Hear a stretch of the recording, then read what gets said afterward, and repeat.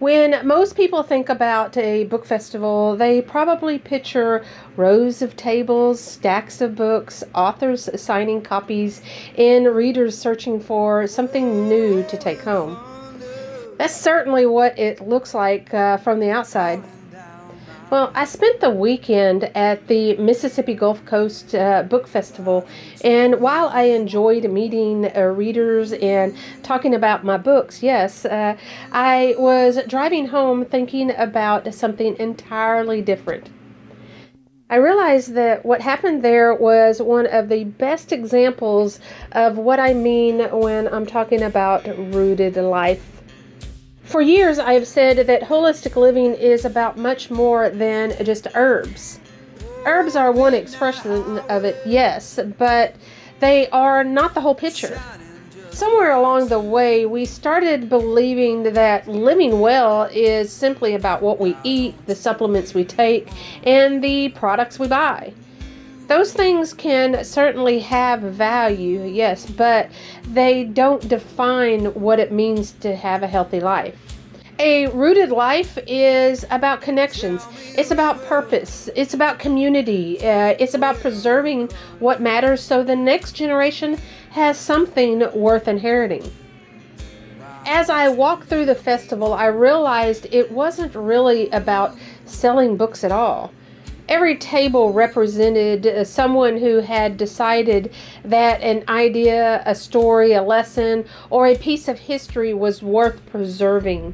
Some authors wrote mysteries, others it could be children's books.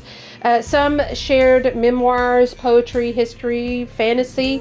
Each one was offering something they believed could enrich other people's lives.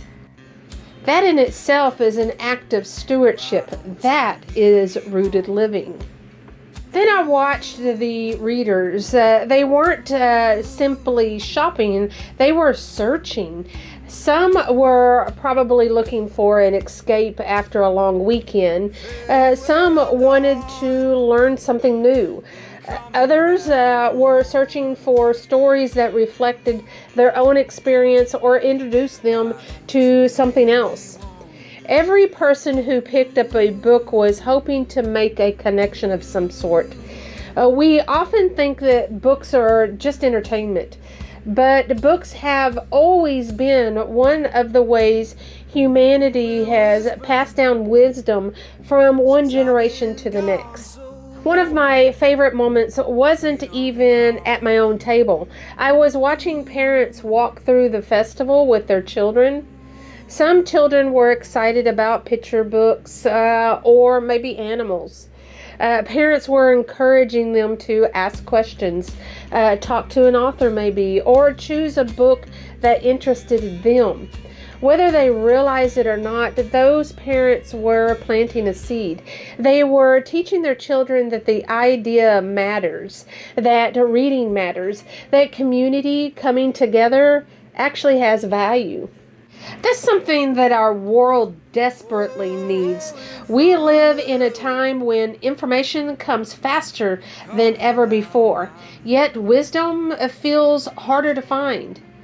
Books, they slow us down. They ask us to think. They invite us to step into someone else's perspective. A book might be preserving history that might otherwise have been forgotten. They can remind us that the struggles and triumphs of people who lived hundreds of years ago still have something to teach us today, or how others overcome their struggles. As many of you know, I write both historical fiction and books about holistic living. At first glance, these seem like two completely different worlds. But the longer I write, the more I solidify they are the same mission expressed in different ways. My historical fiction preserves the story of the Gulf Coast Creole families, places and traditions that deserve to be remembered. My holistic health books, they encourage people to reconnect to their health, yes, but also their home, the heritage, and the natural world. Both are remembering where we come from so we can make wiser decisions about where we're going. That's why I don't believe that rooted life begins, like, say, in the garden or even the fridge. It begins when we start asking ourselves what we are helping to preserve. Are we preserving our family history? Are we preserving our local history? Is it the ability to learn with grace, or possibly the relationships that strengthen our communities? Those are all just as important to our well-being as the food we eat. The Mississippi Gulf Coast Book Festival reminded me that healthy communities aren't built by just one person doing one extraordinary thing. They are built by thousands of ordinary people sharing what they've been given. An author who writes a book, a librarian who recommends it, a teacher who places it in the classroom, a parent that reads it aloud, a child that grows up inspired by it. None of those moments seem remarkable by themselves, but together they shape the culture of an entire community. The same is true in every area of our life. One neighbor might plant a garden, another teaches a child to fish. Someone else volunteers at a historical society or restores an old building instead of just tearing it down. Another person starts a small business that serves the community with integrity. These aren't separate acts. They are all expressions of living a rooted life because they strengthen the place that we all call home.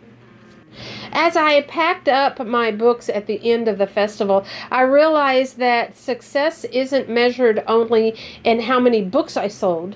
Of course, every author hopes readers take their books home, and I'm grateful for every person who chose one of my books.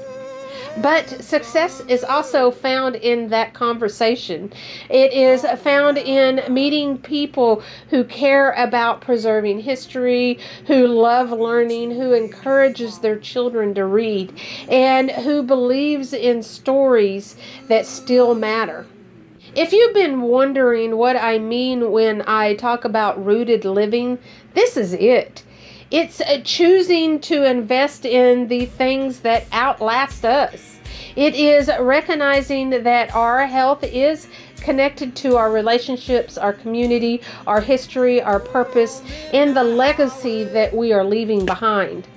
Sometimes it looks like planting an herb garden, yes. Sometimes it can look like restoring an old family heirloom. Sometimes it looks like writing a novel. And sometimes it looks like taking your child to a book festival on a Saturday afternoon. Because in the end, a healthy community doesn't simply grow food. It grows stories. It grows idea, knowledge, wisdom, strength.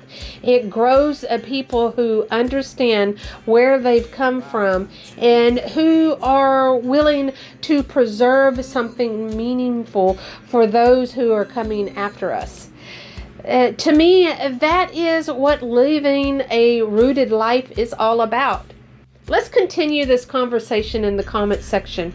And if you live on the Mississippi Gulf Coast, check out what is being grown in your own community. I put a link of the Mississippi Gulf Coast Book Festival in the description. I will talk with you again soon, and until then, peace. Why don't you hear me wonder? Ooh, ooh,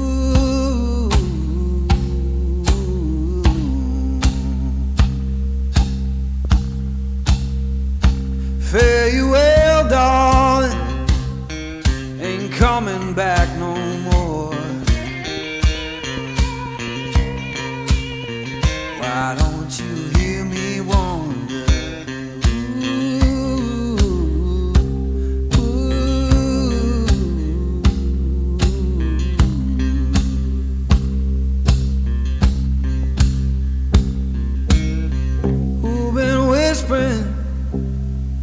Since I've been gone so long, freedom calling.